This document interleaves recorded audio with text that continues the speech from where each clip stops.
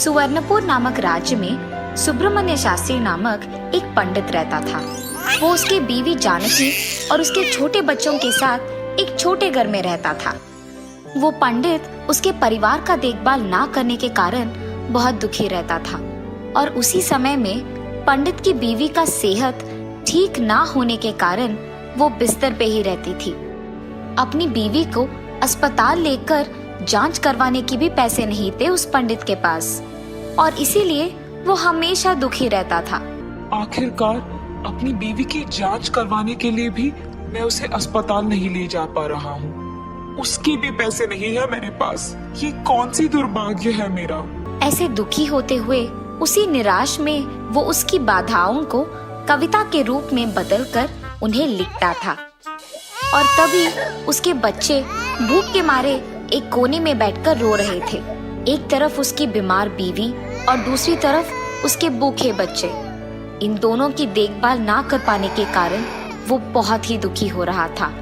हाय भगवान, अगर मैं काम कर रहा होता तो ये स्थिति नहीं आती।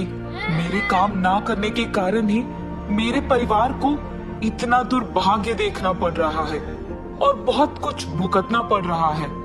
अगर मेरे पास काम होता या नौकरी होती तो हम सब कितने खुश रहते। इस समस्या का मुझे कोई ना कोई हल निकालना ही होगा। ऐसे वो पंडित सोच में पड़ जाता है। अगर किसी को बताए बिना मैं मदद मांगने के लिए इस राज्य के राजा के पास जाऊंगा तो उन्हें मैं अपना समस्या समझाकर उनसे मदद मांग पाऊंगा। लेकिन मुफ्त की सहायता मुझे नहीं चाहिए। मैं उनके लिए कुछ काम करूंगा, तब वो मुझे अगर ये तोहफे में दे तो ठीक है। पर ऐसा मैं क्या करूं जिससे राजा खुश हो जाए? अरे हाँ, मैं उनकी प्रशंसा करूंगा। उनके बारे में अच्छे अच्छे कविताएं और बहुत अच्छे गाने लिखूंगा और उनके सामने गाऊंगा और वो कविताएं पढ़ूंगा भी। उनकी प्रशंसा से खुश होकर वो खुद मुझे कोई तोहफा जरूर देंगे। जब वो पूछेंगे कि मैं क्या चाहता हूँ तब मैं उनसे जो चाहे वो मांग पाऊंगा। ये फैसला करके वो पंडित राजा के पास जाता है। राजा के पास जाकर उसके फैसले के अनुसार ही वो राजा की बहुत अच्छी प्रशंसा करता है।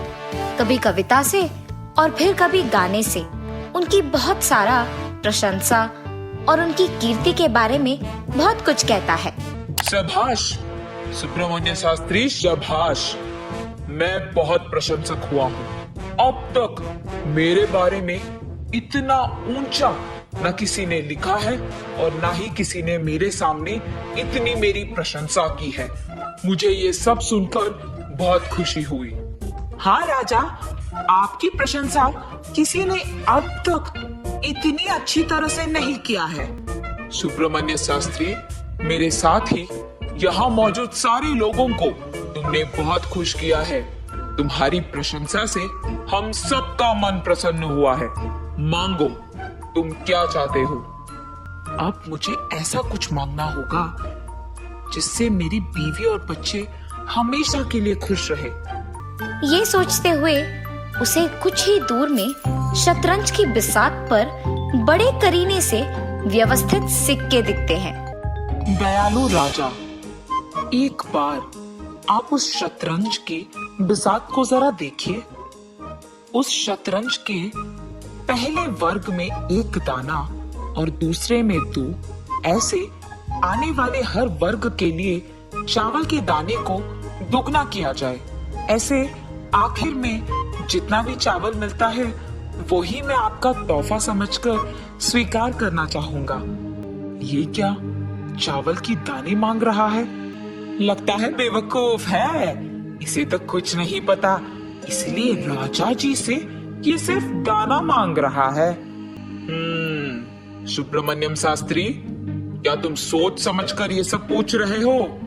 तुम्हें मैं सोना, मोती, चांदी, जेवर कितना सारा दे सकता हूँ, पर तुम मुझे चावल के दाने ही मांग रहे हो।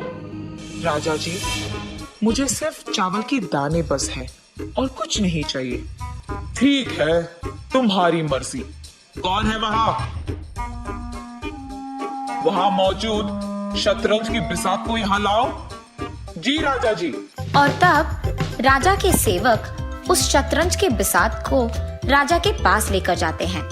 सेवकों, हमारे इस पंडित सुब्रमण्यम शास्त्री के इच्छा के प्रकार तुम लोग एक चावल के दाने को पहले वर्ग में और दूसरे वर्ग से उसको दुगना करते आखिरी तक जाओ और इसी शतरंज के बिसात पे वो करो।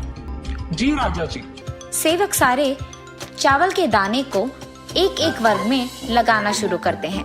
तो पहले वर्ग में 1, दूसरे वर्ग में 2, तीसरे वर्ग में 4 दाने, चौथे वर्ग में 16, पांचवी वर्ग में 32, छठी वर्ग में 64, ऐसे लगाते जाते हैं जब तक 10वीं वर्ग पे पहुंचते हैं।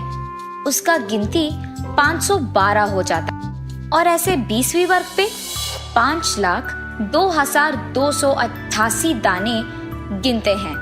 ये देख राज्यसभा में मौजूद सभी आश्चर्यचकित हो जाते हैं और राजा के सेवकों को एक एक दाना को ऐसे गिनते हुए देख वो चौंक जाते हैं, क्योंकि संख्या बढ़ते ही जा रहा है।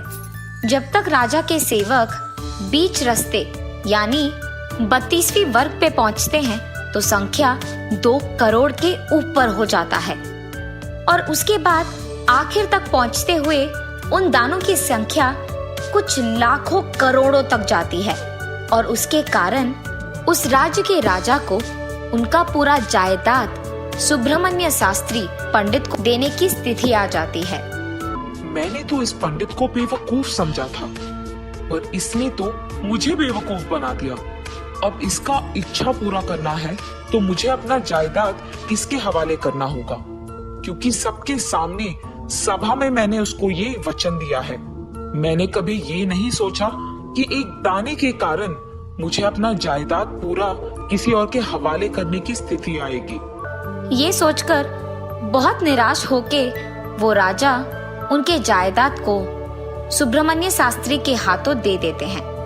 अरे, हमने तो सोचा है कि ये बेवकूफ है और इसने तो राजा से सिर्फ दाने मांगे हैं, पर आखिर में राजा से उनके राज्य को ही ले लिया इसने। अरे हाँ, तुम सही कह रहे हो, राजा तो ये कभी सोचा भी नहीं होंगे। उसके बाद सुब्रमण्य शास्त्री राजा के दिए हुए चावल के दानों को खुशी से उसके घर ले जाकर उसकी बीवी का इलाज करवाता है और उसके बच्चों को बहुत सारा खाना खिलाता है। उसके बाद वो पंडित उसके परिवार के साथ बहुत खुशी से जीता है।